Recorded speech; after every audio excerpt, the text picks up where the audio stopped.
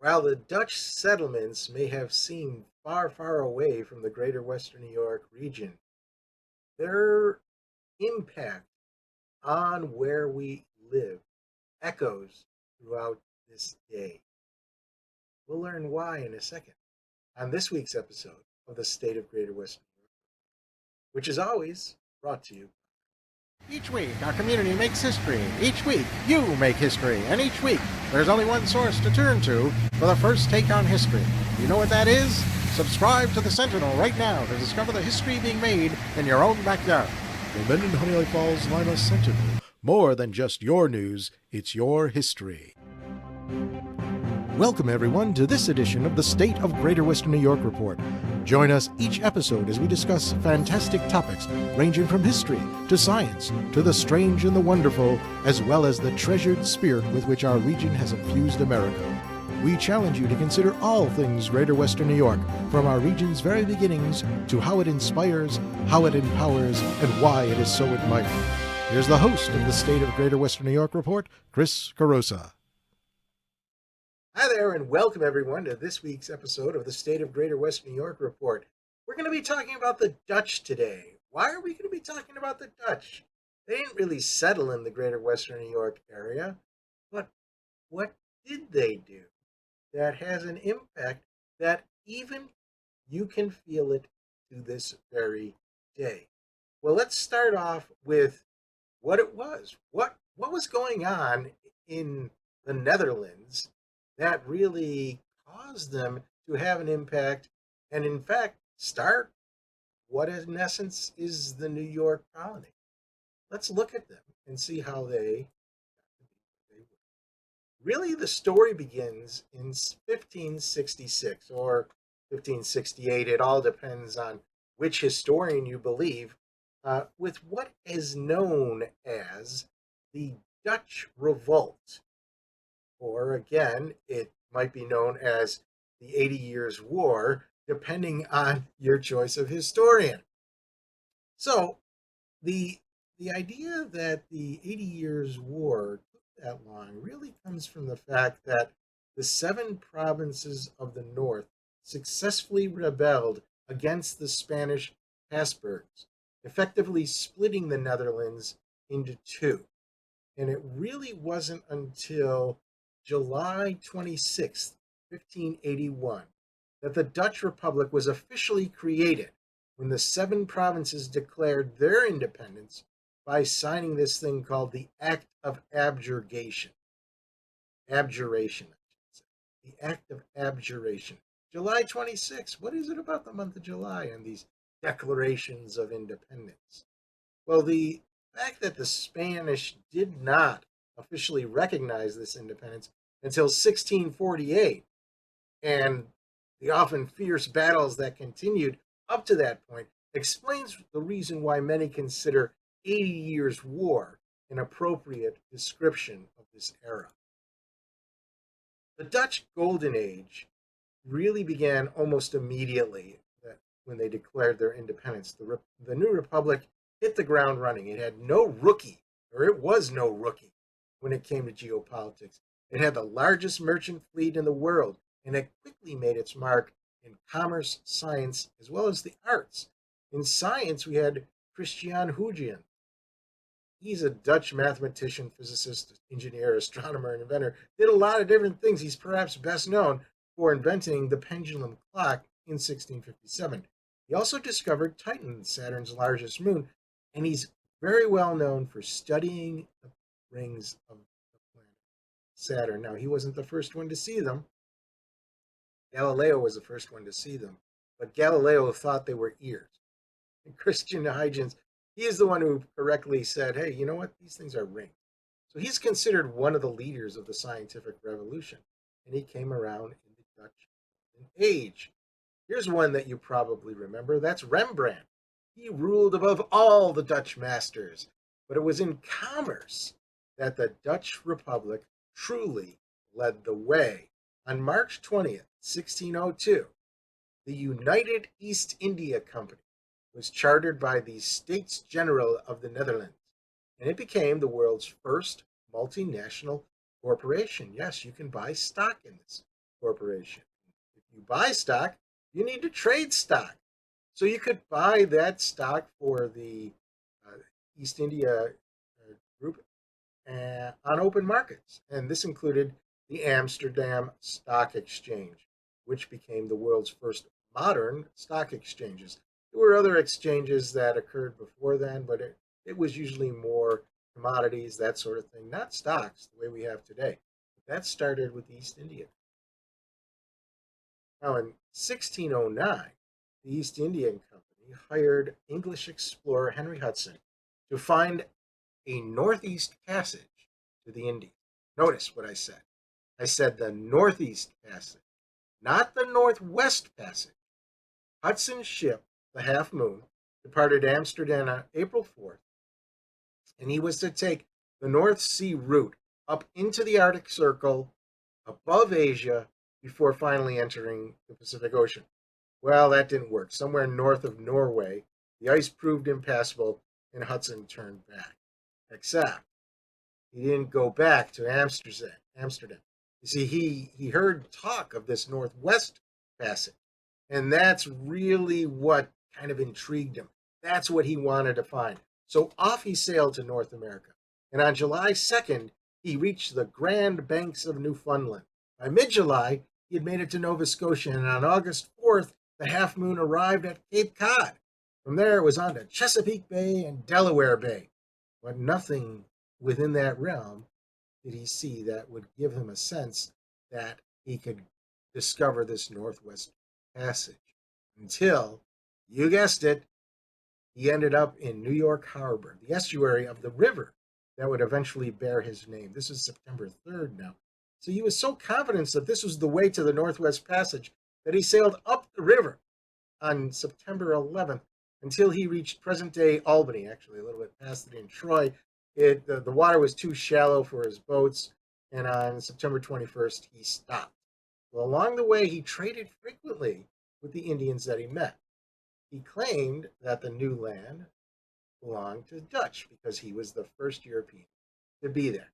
And the Dutch, ever looking for ways to make a buck, remember, they already had the East India Company working in Asia, and they were really financially rigorous and successful in Asia. So the Dutch looked at, hey, you know what? Maybe we can do the same thing in North America. So when they saw that the furs he traded were valuable, they jumped at the chance to get into the business of the New World.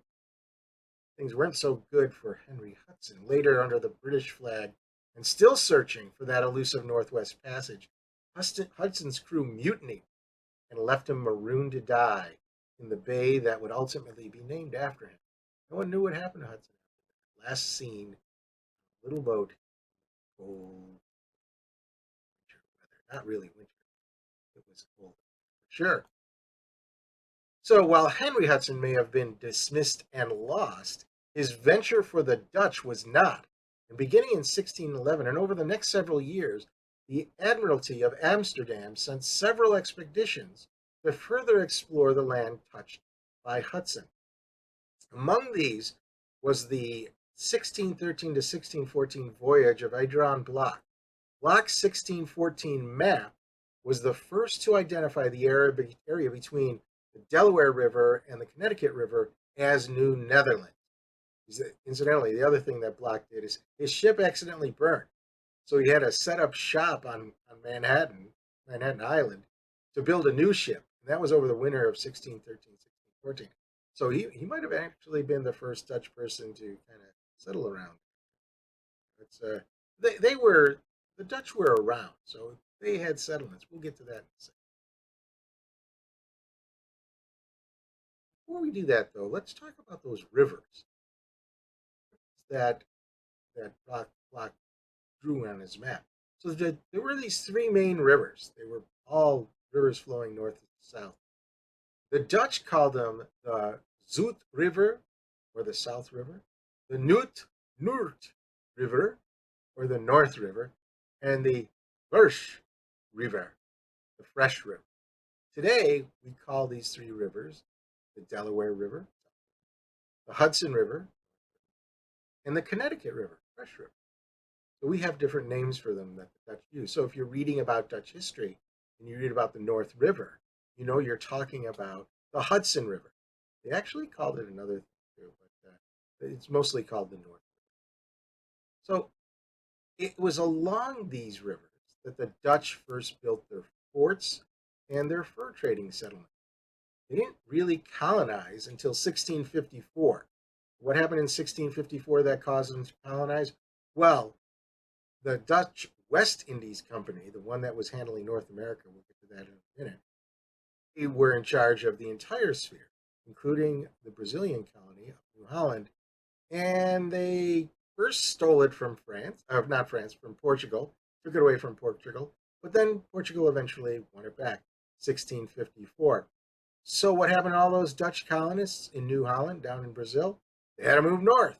So at that point, that's when the Dutch really started focusing on colonization.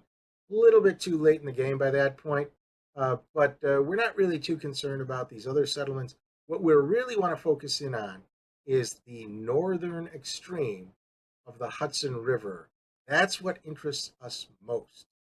And when we come back, we're going to be talking about those rivers and what they saw, what you saw with those rivers. We'll be right back after, yeah, that's right. We'll be right back after this message. Through the mists of time, nature and man have both created and buried treasures beyond the imagination. With the ages, these riches slowly dissolve into mere myths until they are forever forgotten.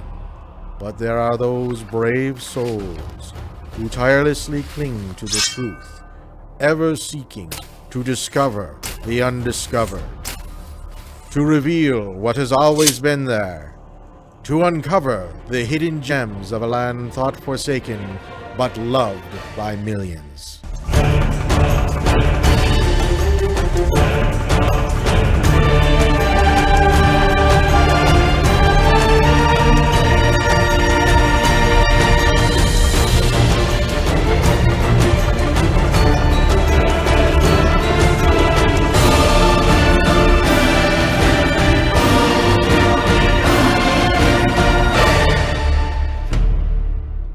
50 Hidden Gems of Greater Western New York.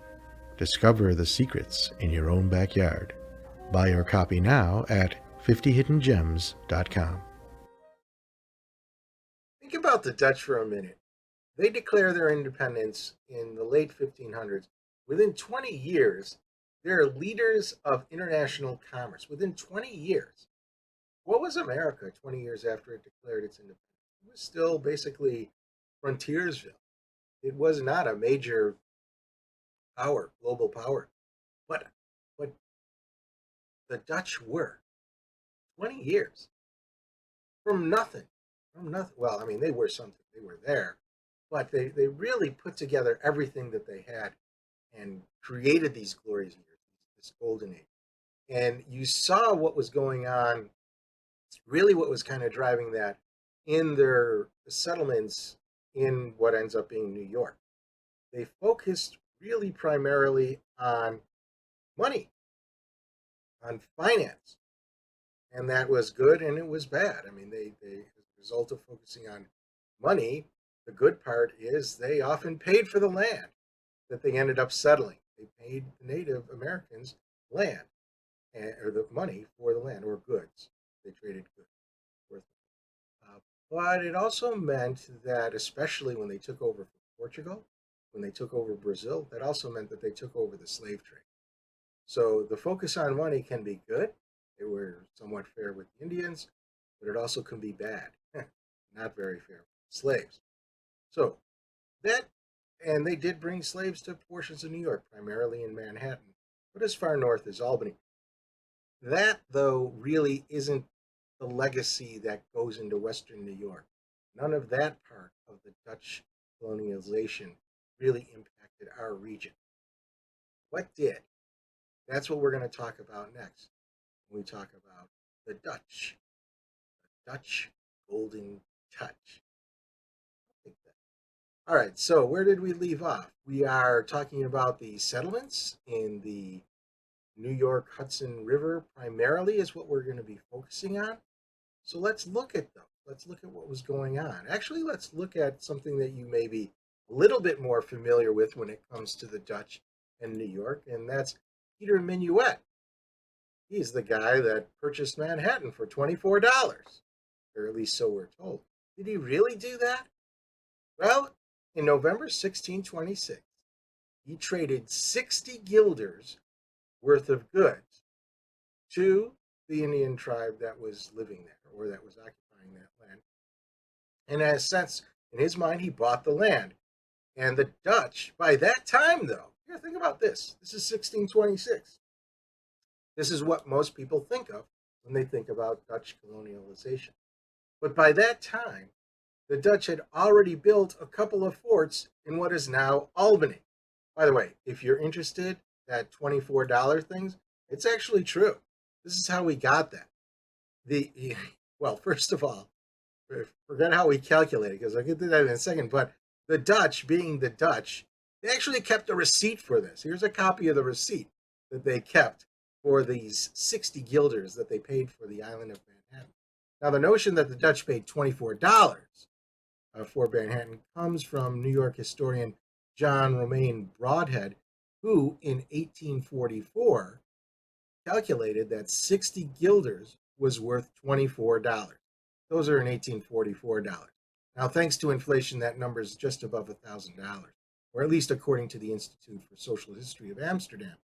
But, forget about all this financial stuff. Well, we shouldn't, because that's really what the Dutch is all about. There's a reason why the New York Stock Exchange is the New York Stock Exchange. It's a very Dutch thing to have this stock exchange located there in Manhattan. By the way, Manhattan did become sort of the capital of New Amsterdam. Fort Nassau was actually one of the first buildings built here by the Dutch.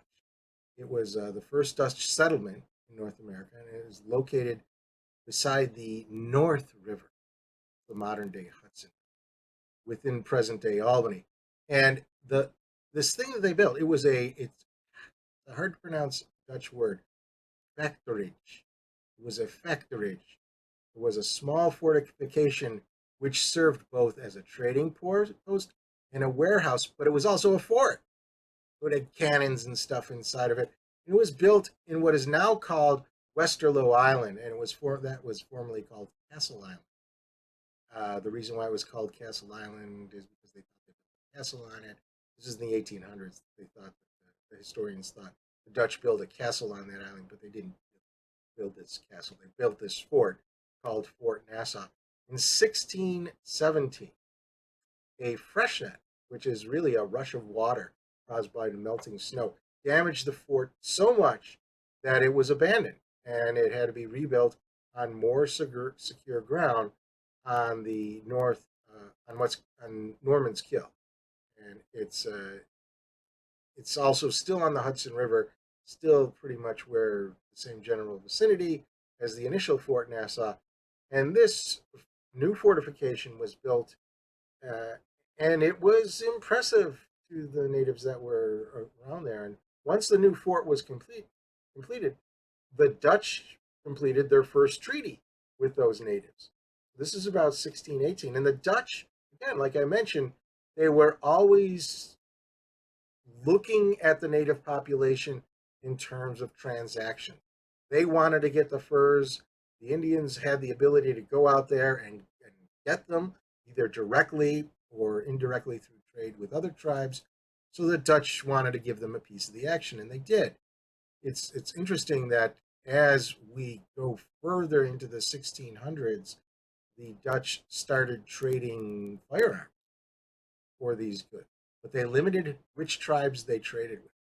They primarily traded guns with the Five Nations and the Susquehanna. They did not trade guns with the Erie or the Lenape. The Lenape were the Indians that were in Delaware. The other part where the Dutch were. And later on, during the Indian Wars, during the Evil Wars, those two tribes really took out their competing tribes. So So the Iroquois had all these guns, and they wiped out all the other tribes that were in western New York, northern New York, and the Susquehanna wiped out the Nape. And in the end, the Erie ended up. Well, we'll talk more about what happened in a later episode, but for now, think about this impact just in our region. So, because the Dutch were trading guns to the Five Nations, that really gave what was already a formidable military power in Western New York really the kind of technology that made them almost unbeatable. I mean, the only real competition they had, again, we'll talk about this when we talk about the Beaver Wars, the only real competition wasn't from other tribes, it was from the French. So we'll get to there in a moment. But going back to this Fort Nassau, what happened to this second fort? I mean, this sounds like a Monty Python scene, but that second fort also was destroyed by another rush of water during this melting snow. So they figured, you know what, this is not a good place to build the fort. So in 1618, they just totally abandoned it for good. And a few years later, in 1624, they built Fort Orange right nearby. And Fort Orange, it was the first permanent Dutch settlement in New Netherland. And it's really the present day city of Albany. In fact, if you go to Albany, there's a little plaque on one of the streets that says, hey, you know, Fort Orange slept here or something like that. So it was built in 1624 as a replacement for Fort Nassau, which had been built on the nearby Castle Island and served as a trading post until 1617.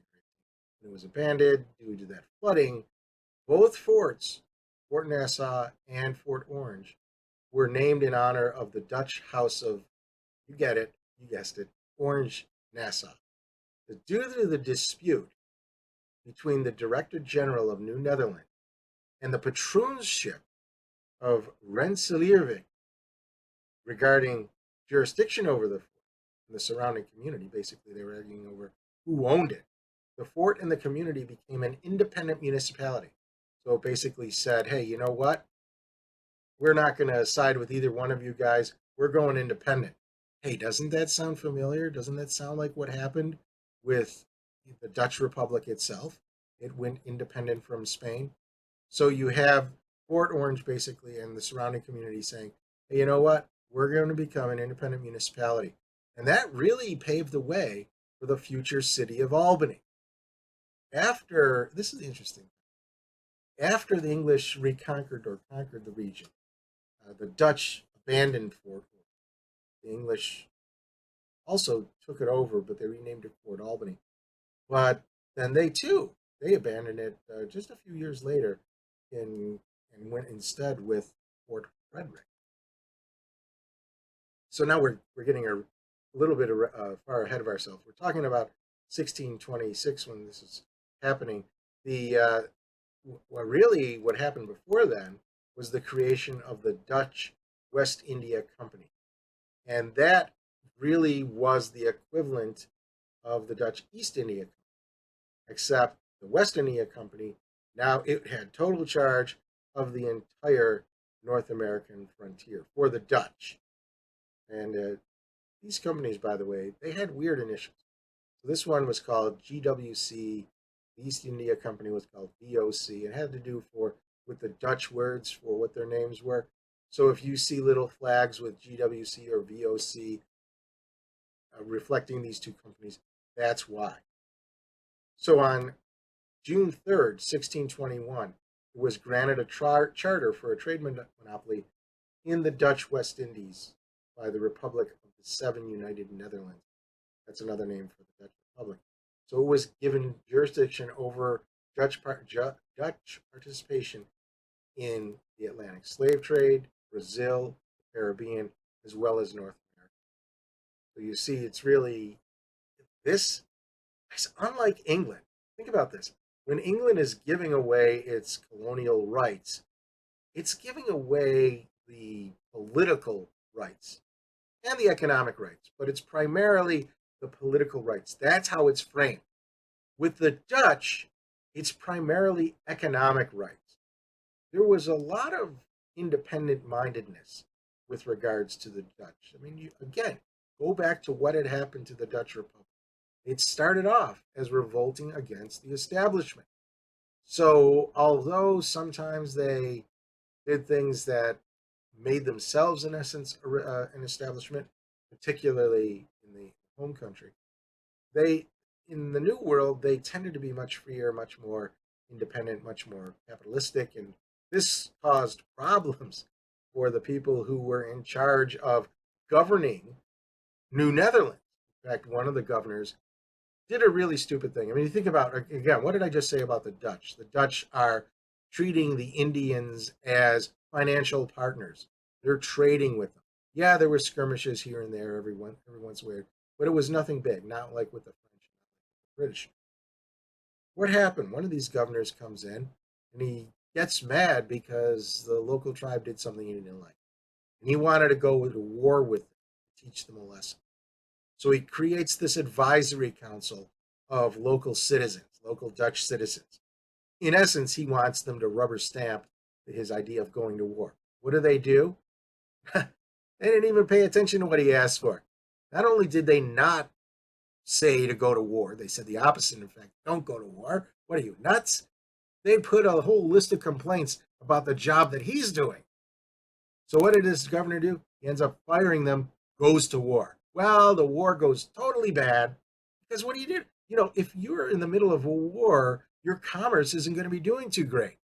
And not the least of which is if you start losing in that war, it's even worse. So this governor gets fired, a new governor comes in, and things settle down for a bit. And, we go back to where it was before. So the Dutch West India Company comes in, starts working this, and they're the ones who really worked with Peter Minuit to get the island of Manhattan. And now we have this idea of what did they do to encourage people to come and settle, create not so much colonies, but settlements for economic purposes. So in 1629, the Dutch West Indies Company gave permission to a number of investors in New Netherlands to found what's called patroon ships. We'll get to that in a second. But this was enabled by the Charter of Freedoms and Exemptions, which was ratified by the Dutch States General on June 7th, 1629. So it's almost immediately after the Dutch government ratifies this new law that the patroon ships were created to help populate the colony. Now, by what they did is they provided investors with grants, gave them land for about maybe 50 people or so for upwards to 15 years.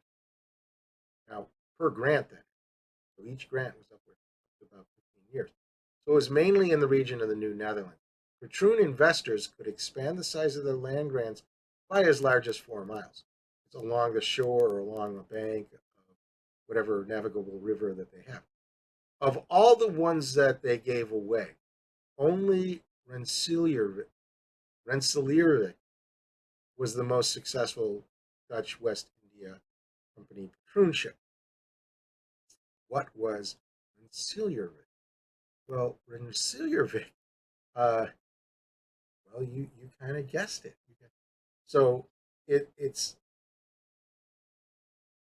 was really the idea that you got these patroon ships, and they were given these things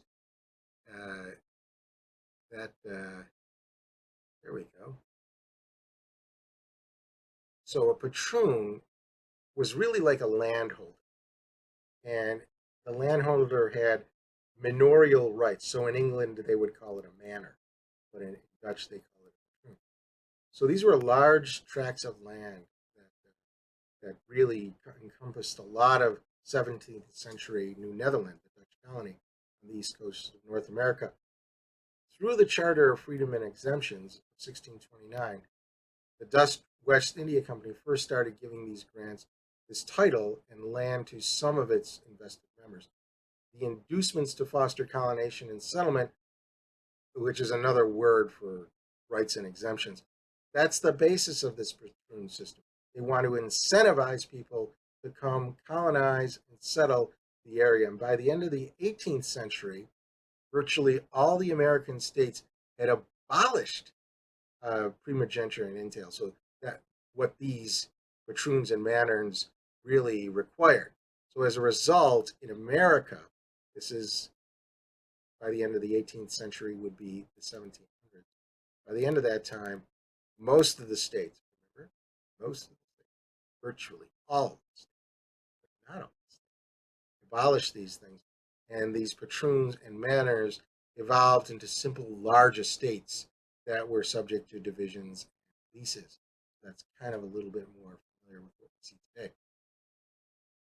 But there was something about these patroons that really kind of turned people off. That's why they were abolished. So these patroonships, again, they could be as big as 16 miles on one side of a major river, or 8 miles if it was on both sides. In 1640, the charter was revised. 1640. So this is still while the Dutch were in control. The charter was revised to cut the new plot sizes in half and allow any Dutch American in good standing to purchase the estate. So again, this isn't so much the king granting favors or the government granting favors. This is putting it out in the open market. These patroonships are now being put out in the open market. So the title of patroon came with powerful rights and privileges. So if you could afford it, then you can get it. You didn't have to have any sort of bloodline or anything like that. You too could become a patroon. And a patroon could create civil and criminal courts, appoint local officials, hold land in perpetuity, and in return, he was required by the Dutch West India Company to, and sources vary on this, establish a settlement of at least 50 families within 4 years on the land, or ship 50 colonists to it within 4 years. As a tenant working for the patroon, the first settlers were relieved of the duty of public taxes for 10 years. Hey, that sounds familiar, doesn't it? Let's bring these people in, and hey, you don't have to pay taxes. Sort of like the corporations, you bring them in, you don't allow them tax exemptions. So they were given a 10-year tax exemption, but they were required to pay rent to the patroonship or to the patroon. And patroonships, sometimes they had their own villages and other infrastructure, including churches. But essentially, what these patroonships were, they were like feudal manors. manors. So you had these things that really were a throwback, but the Dutch, again, they didn't construct them so much from a political standpoint, even though they appear just like the political feudal land. It was really an economic thing. It's all based on, how you were going to generate more income for the Dutch West India. Now, the Dutch colonies in North America did not survive the Beaver Wars of the 17th century. With that, the Dutch left the scene.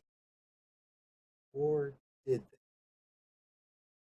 After the English takeover in New Netherland in 1664, they allowed all the Dutch who lived in New York to retain their titles. And even after American independence in 1783, the system of patroonships continued with the granting of large tracts known as manors. Sometimes they did call them patroonships. So it was still there. Finally, it was outlawed in New York State, but much, much later. At least it was outlawed from a legal standpoint. Think about what patroons represent. Patroons, in a sense, are nothing more than, say, almost like a legal mafia. Think about what the mafia does. The mafia controls a community and receives payment for certain things. Think about that. That's what they were. Think about systems today, legal systems, that still have that same idea. So it is this sort of concept of patroonship that really still exists. you see it throughout, whether it's politics, government, business, whatever. This idea of the lord of the manor. Now, we don't like that. We're generally reviled by that. If you think about it, it's still there. So, did the Dutch leave? No, it's really a question of debate. Leaving, or maybe the Dutch left, but they kind of stuck. Certainly, the stock exchange. That was a good thing. All right, so thanks for watching. If you and thanks for asking the questions you did.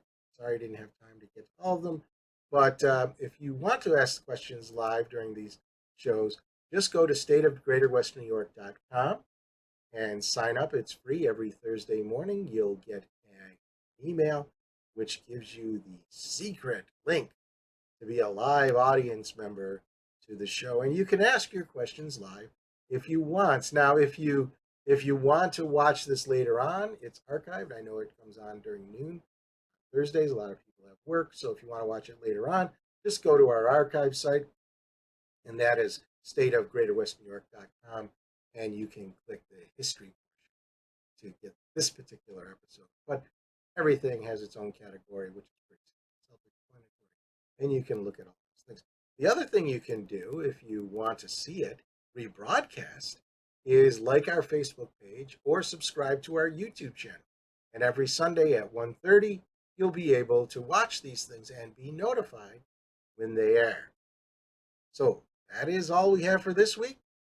Bye-bye for now. And as always, thank you for watching.